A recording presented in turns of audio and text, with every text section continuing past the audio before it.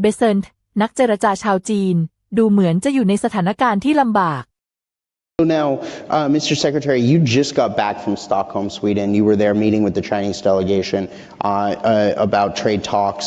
This is your third such meeting, I believe, with them. Yes. Can you talk to us a little bit about what happened there, and then we'll get into kind of some of the specifics about where things go from here on. Well, what I can tell you is I don't think it's overstating it to say that they were a little on their heels. Because the week before, we had just done the Japanese trade deal. Then the day before we began our talks, I know you were in Scotland with the president, Ursula von der Leyen, president of the European Commission, came and did, what's the deal of the century with the EU. So, Japan, EU, we are, I believe, meeting with the Koreans this afternoon. So, our largest trading partners we have trade deals with. So the Chinese, who like to project strength and under this monolithic view, they were on their heels because it was like, listen, guys, this is the way it is. And you've got a pretty good deal going. But the rest of the world is now with us.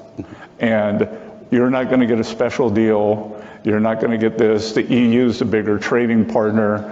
And the more excess manufacturing, I keep telling them that the Chinese have to rebalance their economy. They have the most imbalanced economy in the history of the modern world. They're 30% of manufacturing. They have a current account surplus that's equivalent to 2% of global GDP. We haven't seen that since the 1870s, 1880s when there was the British Empire. And, I just said, the world's with us now, because for a while it looked in April, May like the U.S. was alone against the world. Now that we've done deals with our top trading partners, that we have a lot more leverage. And as you know, nobody generates leverage like the president. That's exactly right. So one of the things he told me that President Trump told me when I interviewed him in Scotland about China, because I asked him about your meetings, which were ongoing at the time when we did the interview a couple days ago. By the way, Turnberry, fantastic property, guys, right? If you ever get a chance, go, please. Like, it's beautiful. They're right there on the coast. But one of the things he said about China in particular is the goal is to get China to open up. Did you get the sense that they're open to opening up or their economy to American goods? They will move at a very deliberate pace. I was in the macroeconomic investment business for 35 years. And I think probably the most overused saying recently is the Ernest Hemingway saying, "How did you go bankrupt? Slowly, then quickly." I think that with a lot of these big economies, that it's a slow process, then it'll happen quickly.